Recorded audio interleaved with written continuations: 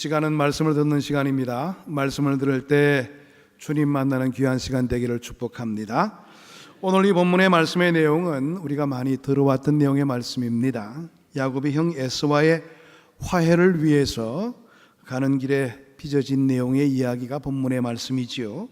야곱은 형 에서와 만난 이제 그 시간을 통해서 오랜 앙금을 풀려고 애를 씁니다. 그렇지만은 그것이 쉬운 일들은 아니었습니다. 형이 에서를 속이고 도망갔기 때문에 그것이 형 에서에게는 큰 상처로 남게 되었지요.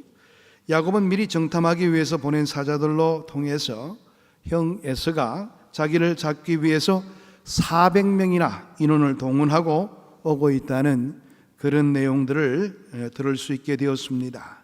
야곱은 가족들과 모든 가축들을 먼저 야복강 건너로 보낸 다음에 혼자만의 시간을 가지게 되었는데요, 아마 심히 떨리고 두려운 시간이 되지 않았을까 생각해 볼 수가 있습니다. 그런데 뜻밖의 나타난 한 사람 때문에 야곱은 전혀 생각하지도 못했던 싸움을 하게 되었습니다. 성경에는 실험이라 그렇게 되어 있죠. 그런데 이것은 우리가 생각하는 그런 실험 경기에 해당되는 그런 이야기가 아닙니다. 생사가 달린 아주 심한 몸싸움이 있었다는 것으로 이해를 해야 될 것입니다. 오늘 우리에게 중요한 것은 야곱과 싸운 이 사람이 누구고 또 왜 이렇게 격렬하게 싸움을 했어야 했을까, 이 내용에 대해서 알아보기를 원합니다. 야곱과 싸운 사람이 누구입니까? 단도직입적으로 이야기한다면 육신을 입고 이 땅에 오신 하나님이라 그렇게 이야기해 볼 수가 있습니다. 하나님의 사람 혹은 하나님의 사자라 이렇게 구약 성경에 묘사될 때는 주로 제2위의 성자 하나님을 뜻할 때가 많습니다. 아마 이때도 바로 성자 하나님이 야곱과 함께 실험을 하신 것 아닌가 생각을 해볼 수가 있습니다. 성경 다른 곳에서는 천사라 이렇게 언급하기도 하기는 했습니다만은 천사도 마찬가지입니다. 주로 하나님을 뜻하는 경우가 많습니다. 야곱도 나중에는 이분이 하나님이신 줄 알고 하나님과 실험한 그것을 브니엘이라 이렇게 이름을 붙여 부르게 되었지요. 브니엘이라는 이름의 뜻은 하나님의 얼굴이라는 그런 뜻을 가지고 있습니다. 야곱은 자기가 하나님의 얼굴을 직접 보았지만은 죽지 않았다는 뜻으로 그렇게 그곳의 이름을 붙여 부른 것 같습니다. 하나님께서 이렇게 야곱과 실험하신 것은 그에게 승리를 보장하기 위한 그런 큰 일이 되었던 것입니다. 본문 26절에서 28절의 말씀을 보게 되면 그가 이르되 날이 세려하니 나로 가게 하라. 야곱이 이르되 당신이 내게 축복하지 아니하면 가게 하지 아니하겠나이다. 그 사람이 그에게 이르되 네 이름이 무엇이냐? 그가 이르되 야곱이니이다. 그가 이르되 내 이름을 다시는 야곱이라 부를 것이 아니요 이스라엘이라 부를 것이니 이는 내가 하나님과 및 사람들과 겨루어 이기었음이니라. 하나님의 사람은 이 본문의 말씀에서 힘이 부족해서 야곱과의 싸움에서 패배한 것이 아니라 스스로 싸움을 포기했다는 것을 알 수가 있습니다. 그 이유 때문에 싸움은 야곱의 일방적인 승리로 끝을 맺게 되었다는 것이지요. 그래서 야곱은 하나님을 이겼다는 뜻의 이스라엘이라는 이름을 얻을 수가 있게 되었죠. 그러나 이 싸움은 반드시 야곱의 승리만을 뜻하지는 않다고 볼 수가 있습니다. 왜냐하면 야곱이 하나님의 사람에게 축복을 구했기 때문에 그렇습니다. 어느 싸움에서든지 승리자가 패배자에게 축복을 구하는 경우는 없는 것이지요. 성경에도 보게 되면 승리자는 패배자에게 축복을 구하는 것이 아니라 패배자를 위해서 축복하는 모습을 보입니다.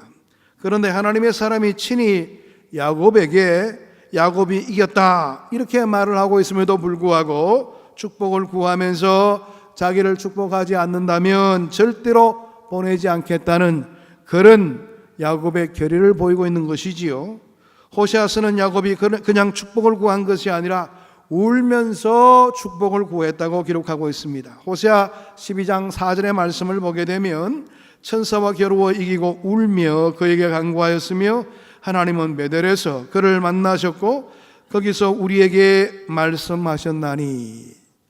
호세아 선지자는 이 야곱이 복을 간구하게 될 때에 울며 통곡함으로 복을 간구했다고 이야기를 하고 있는 것입니다.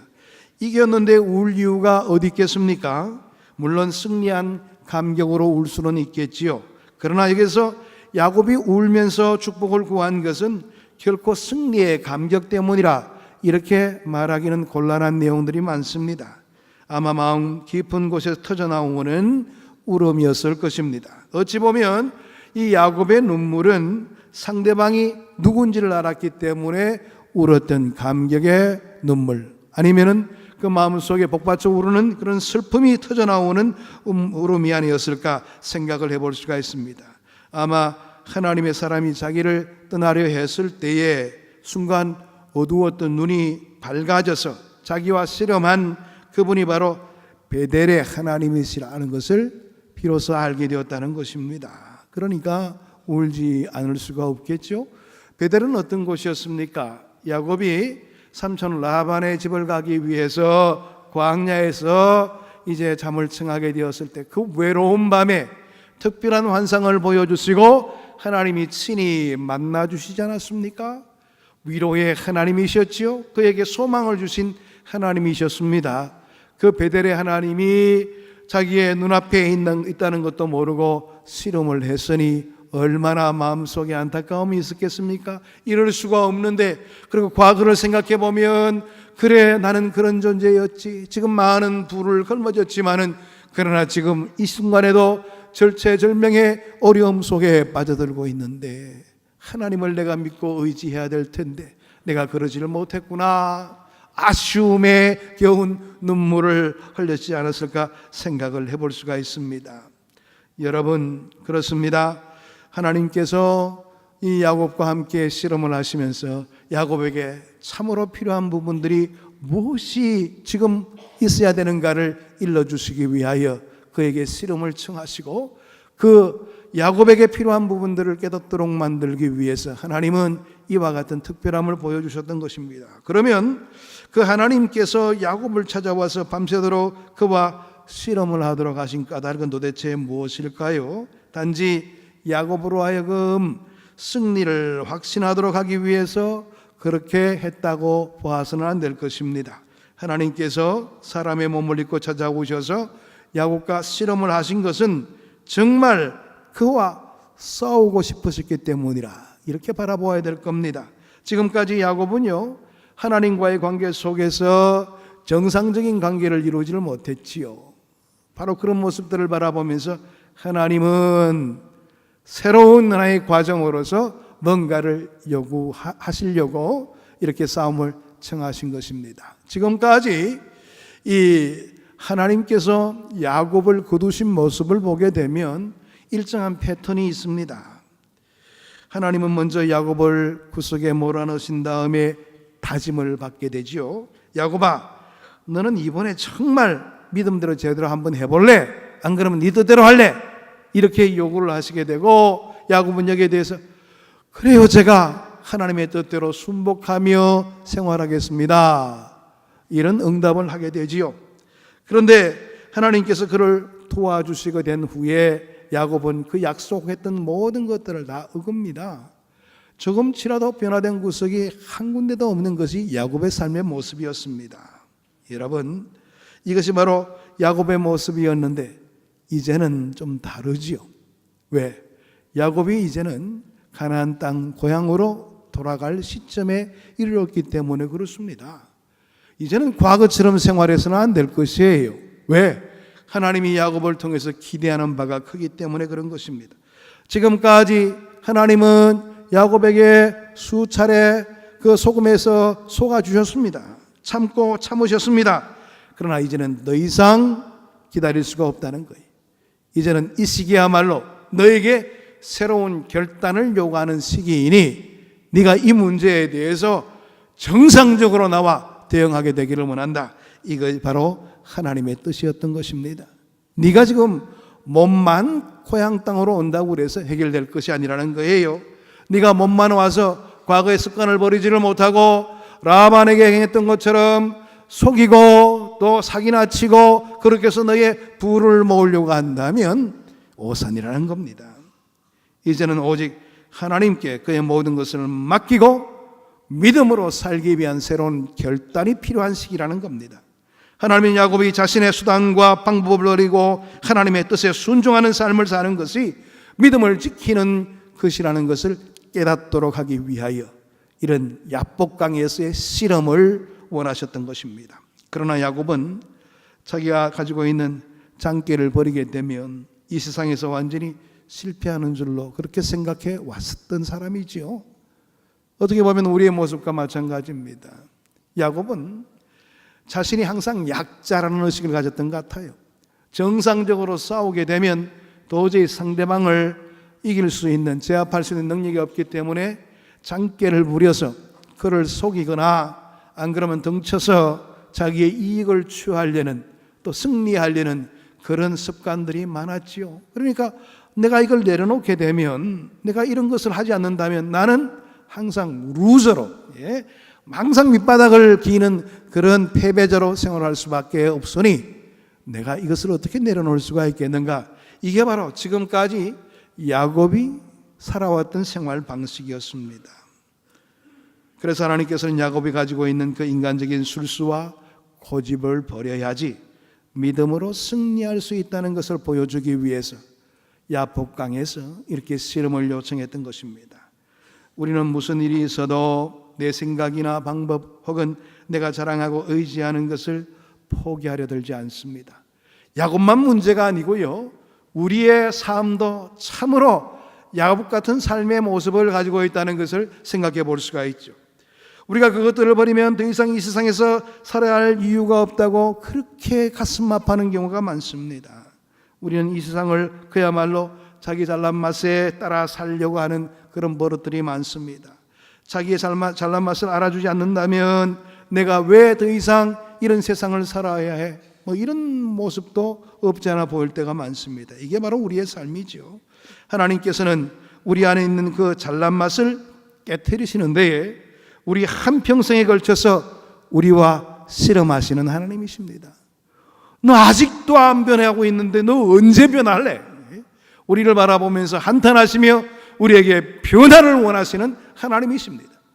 그런데 우리는 꾸준히 하나님을 믿는다고 말하면서도 여전히 변함없이 내 위주로 내 생각대로 살아가는 그런 모습을 보이고 있지 않습니까? 하나님께서 우리의 그 강한 자아를 깼기 위해서 어떻게 하십니까? 이 세상이 인간의 생각대로 되지 않는다는 것을 확실히 체험할 수 있도록 만들어 주시지요. 실제로 우리의 삶 가운데 때로는요, 이 세상에서 밑바닥 생활을 경험할 수 있는 자리까지 우리를 내려놓기까지 하십니다. 너 이래도 안 믿을래? 이래도 나를 의지하지 않을래? 이런 요구도 있기도 하십니다. 그런 상태에 이르게 되면 우리는요, 참 반응하는 모습이 참 특별합니다. 그 어려움 때문에, 그 가난 때문에 힘든 것이 아니고 별것 아닌 사람들보다 자기가 못하다는 알량한 자존심 때문에 또 힘들어할 때가 많습니다. 아이고 저 사람 보세요. 하나님, 나보다 훨씬 더 못한 사람이 어떻게 저럴 수가 있어요? 그게 더 가슴 아파한다는 거예요. 자기가 현실을 통해서 이 현실을 이기지를 못해서 힘들어한다는 그런 의식보다도 남들보다 훨씬 내가 잘난 사람인데 내가 왜 이런 꼴을 당해야 돼? 이 문제로 더 가슴 아파하는 것이 우리의 실정이라는 겁니다. 그래서요, 하나님께서는 우리와 싸움을 하실 때 길게 하시는 거예요. 하나님께서는 그 긴 싸움을 통해서 우리의 그 말도 안 되는 자존심이나 고집을 버리고 온전히 변화됨을 요구하시고 우리를 기다리고 계시는 것입니다. 그러나 우리는 하나님을 믿기는 믿지만은 자기 방식이나 자기의 생각을 끝까지 포기하려 들지 않죠. 이게 바로 우리의 모습입니다. 완악한 모습입니다. 하나님께서 그토록 많은 사인을 보내시고 있건만 그 사인을 무시합니다. 왜? 내 생각에는 합당하지 않다는 거예요. 하나님은 왜 그런 것으로 나에게 요구하십니까? 내가 생각할 때는 이것이 훨씬 더 쉽고 훨씬 더 나에게 많은 유익을 줄 것 같은데 왜 그런 방법을 취하도록 만들지 않습니까? 이렇게 한탄할 때가 얼마나 많습니까? 이게 우리의 모습이라면 정말 변화되어야 되는 거예요. 여러분, 우리가 이러한 우리의 아집들을 끊고 내려놓을 때가 언제일까요?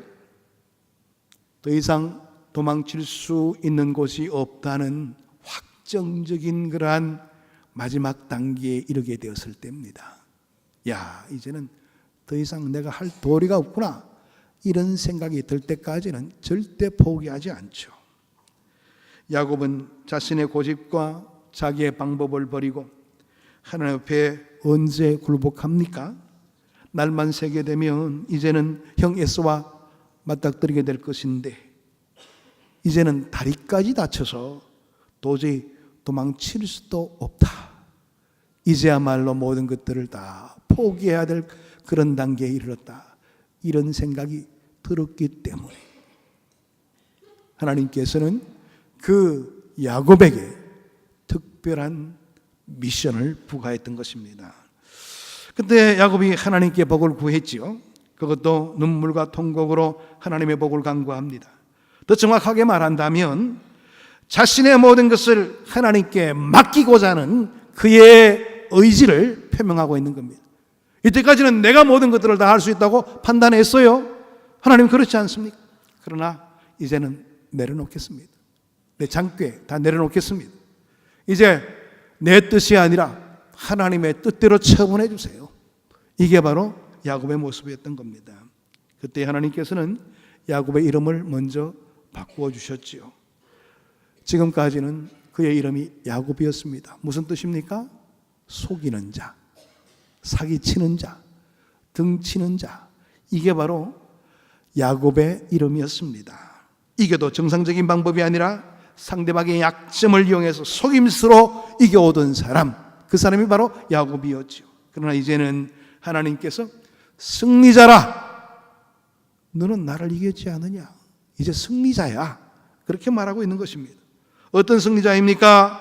이제는 하나님과 싸워 이긴 존재였기 때문에 이제는 어떤 상대와도 싸워서 이길 수 있다는 그런 확신을 심어주는 자리가 바로 이스라엘이라는 이름을 허락할 때의 그 자리입니다. 지금까지는 정상적으로 정면 대결해 본 적이 없어요. 싹 몰래 가서 사람의 허점들을 건드려 가지고 이익을 취하는 그런 모습을 보였는데 너는 이제 그럴 필요가 없어. 내가 함께하지 않느냐. 너는 이제 어떤 어려움 속에서도 모든 것들을 극복할 수 있는 능력자야. 그렇게 이야기를 하셨던 것입니다. 야곱이 이런 승리자가 될 수 있었던 때는 언제였습니까? 하나님 앞에서 자신의 부족함을 깨달았을 때였습니다. 여러분, 이 야곱이 자신의 능력으로 노력하게 되면 안 되는 것이 없다고 했을 때에 하나님께서 이런 승리자의 모습을 허락하신 것이 아니고 내가 이제는 더 이상 뭔가 할 수 없다, 나의 부족함 때문에 더 이상 뭔가 할 수 없다, 이렇게 파악했을 때에 하나님께서는 그에게 승리자는 이름을 허락해 주셨습니다. 놀라운 사실은 허벅지 관절을 다쳤을 때에 오히려 다른 사람들을 이길 수 있는 힘을 가지게 되었다는 것입니다. 최악의 모습 속에서 오히려 더 큰 힘을 소유하게 되었다는 것이 오늘 이 야곱의 사건입니다. 아직도 자기 것이 남아있는 사람은 절대로 하나님께 모든 것을 맡기지 않지요. 자기 방법을 더 선호합니다.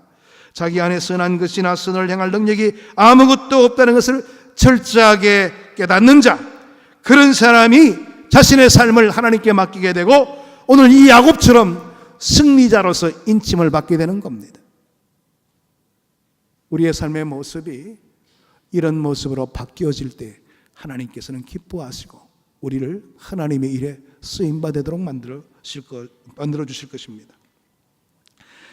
하나님께서 우리가 이 세상에서 말하는 성공자 되는 것 하나님은 원치 않으십니다. 세상적인 방법의 성공자를 원치 않는다는 사실입니다.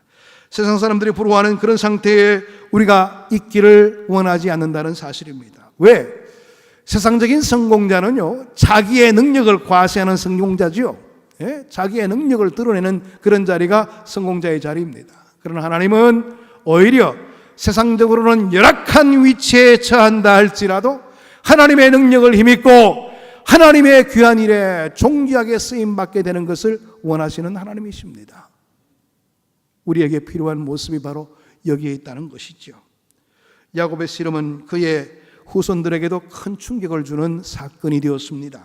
그들은 그 다친 힘줄로 인해서 하나님의 온전한 축복을 받게 되었기 때문에 아예 거기에 있는 힘줄을 먹지 않았다고 성경은 말하고 있죠. 32절 본문 32절 말씀을 보게 되면 그 사람이 야곱의 허벅지 관절에 있는 둔부의 힘줄을 쳤으므로 이스라엘 사람들이 지금까지 허벅지 관절에 있는 둔부의 힘줄을 먹지 아니하더라. 이것은 무엇을 말합니까? 자기 조상의 약한 부분이 더 큰 능력의 방편이 되었다는 것을 인정하는 자리죠. 그래서 그들은 음식을 먹을 때도 말씀을 적용하고 기억하기 위하여 그 부분을 먹지 않았다는 겁니다. 우리의 조상인 야곱이 그의 약점 때문에 오히려 이스라엘이라는 이름을 얻게 되었다. 하나님 앞에 나올 때마다 우리는 우리의 약점을 인정할 수 있는, 그리고 그 약점을 온전히 드러내고 하나님의 도움을 간구할 수 있는 그런 우리의 모습이 필요하다는 것을 보여주는 그런 내용의 말씀이죠. 오늘 우리가 하나님 앞에 꺾인 그 부분이 실제로 하나님으로부터 복을 받는 통로가 될 수 있다는 사실에 유념하시기를 바랍니다.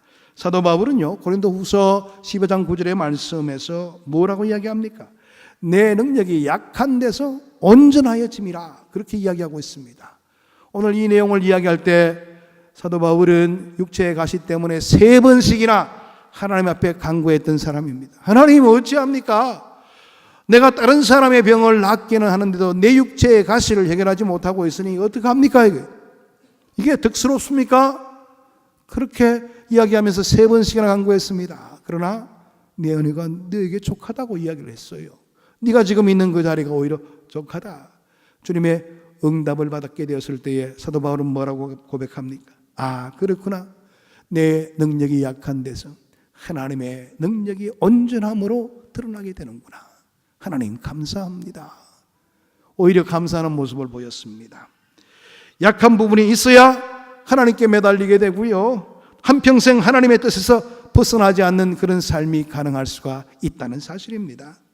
야곱이 하나님을 만난 후에 다리를 저렸던 것처럼 하나님께서는 사랑하시는 사람을 이 세상 안에서는 절뚝거리게 만듭니다. 오히려 세상 사람들로 하여금 그렇게 존귀한 모습으로 나타나지 않도록 만드는 거예요. 아예 저 양반은 왜 저래? 이렇게 여겨지는 사람이라 할지라도 하나님의 능력이 가해짐으로 통해서 야, 하나님은 살아계시는구나, 많은 사람들이 인정할 수밖에 없도록 하나님은 우리의 삶을 이끄신다는 것입니다. 여러분, 어떤 부분이든지 모자라게 하셔서 하나님을 의지하지 않을 수 없도록 만드는 하나님의 뜻을 깊이 있게 생각하시길 바랍니다. 다리를 절면 하나님이 더 잘 보입니다. 내가 약하면 하나님이 더 가까이 느껴질 수가 있게 되는 것입니다. 무엇인가 부족한 것으로 인해서 하나님께 기뻐하고 감사하시기를 바랍니다. 그리고 그 약한 부분으로 인해서 이 세상의 모든 시련이나 유혹을 이길 수 있다는 사실을 확신하시기를 바랍니다. 우리의 삶의 모습이 이러해야 된다는 겁니다. 오늘 우리가 이 세상을 사는 것은 결코 쉬운 일이 아니죠. 어쩌면 야곱이 형 에서를 만나는 것처럼 두려움과 또 많은 어려움이 있을 수도 있습니다. 우리는 그 어려움들을 자기의 힘으로 해결하기 위해서 얼마나 애쓰는지 모릅니다. 그러나 그 모든 어려움들을 내가 노력하게 되면 언제나 한계가 있게 되는 것이죠. 여러분, 그런 어려움이 오는 것은 하나님께서요, 나와 대화하기를 원하시는 자리라는 것을 기억하시기를 바랍니다. 하나님은 비상요법을 쓰는 거예요. 그래, 네 힘으로 한번 해볼래? 안 돼. 지금 너에게 필요한 것은 나와의 대화야. 소통이 먼저야. 이렇게 요구하시는 겁니다. 그런데 우리는 그것을 깨닫지를 못하고 내 힘으로 해결하려고 치고받고 피 흘리고 어려움 겪고 쓰러지고 넘어지고, 이게 우리의 모습입니다. 야곱과 다를 바가 없는 모습이죠. 우리에게 더욱더 모든 문제를 쉽게 풀 수 있는 기회가 있습니다. 바로 하나님 앞에 엎드리는 것입니다. 이 세상에서 가장 어려운 싸움이 무엇일까요? 하나님 앞에 자기 자신의 약한 부분을 내려놓고 몸부림치면서 기도하는 것 아닌가 생각해 볼 수가 있습니다. 우리는요, 우리의 약함을 알게 될 때 두 가지 반응이 있다고 생각합니다. 한 가지는 그 약함을 무시하는 거예요. 그러니까 자기 힘으로 더 열심히 일하려고 합니다. 또 한 가지는요, 약함을 너무 의식해서 포기해버리고 자기 자신을 자조하면서 모든 것 다 그냥 없는 것처럼 생각하면서 그냥 세상을 포기해버리는 모습을 보일 때가 있습니다. 이 두 가지가 다 옳지 못한 것이지요. 자기의 약점을 알거들랑, 하나님이 나에게 소통을 요구하시는구나. 이 일로 통해서 내가 하나님께 더 가까이 나가야지. 이게 바로 바른 태도라는 것입니다. 우리는 우리의 삶의 자리에서 하나님의 대화가 우리의 삶에 얼마나 귀중한 일인가를 먼저 생각할 수 있는 여유로움을 가져야 될 것입니다. 이제 가을이 시작됐습니다. 선선합니다. 우리는 가을이 시작되면서 좀 우리의 삶에 뭔가 놀만한 여유로움이 있으면 그저 우리의 개인적인 생활을 많이 갖기 위해서 노력하는데요, 물론 개인적인 생활 좋습니다마는 더 좋은 쪽을 택하시기를 바랍니다. 하나님과 더 많이 대화할 수 있는 기도의 시간을 유지하시기를 바랍니다. 하나님께서 좋은 기회를 주셨으니까 더 열심히 기도하고 우리의 나약한 모든 부분까지도 인정하면서, 하나님, 나의 나약함 아시지요? 그래서 내가 하나님께 도움을 요구할 수밖에 없습니다. 하나님, 이 약한 부분을 통하여 주의 영광으로 가득 차게 인도해 달라고 간구하시길 바랍니다. 하나님께서는 우리의 편에 서주셔서 그 모든 어려움의 문제를 오히려 나의 강점으로 나타날 수 있도록 그렇게 인도하실 것입니다. 오늘 이 야곱이 야곱의 이름에서 이스라엘의 이름으로 바뀐 것처럼 우리의 인생에서도 이런 획기적인 변화의 순간이 주님의 만남을 통해서 이루어지는 큰 축복을 경험하게 되기를 축원드립니다. 기도하겠습니다. 하나님 감사합니다. 오늘도 주의 말씀으로 우리의 삶을 돌아보게 하시고 주님과의 만남이, 또 우리의 약함이 주님과의 더욱더 깊이 있는 관계를 이룰 수 있도록 만드는 귀한 기회가 된다는 것을 깨닫게 하시니 감사함을 드립니다. 이제는 정신을 차리게 하시고 주님 한 분만으로 만족하게 하시며 주님의 선한 뜻을 이루기 위하여 최선을 다람질하는 우리의 노력이 따를 수 있도록 은혜 나리여 주옵소서. 예수 그리스도의 이름으로 기도하옵나이다. 아멘.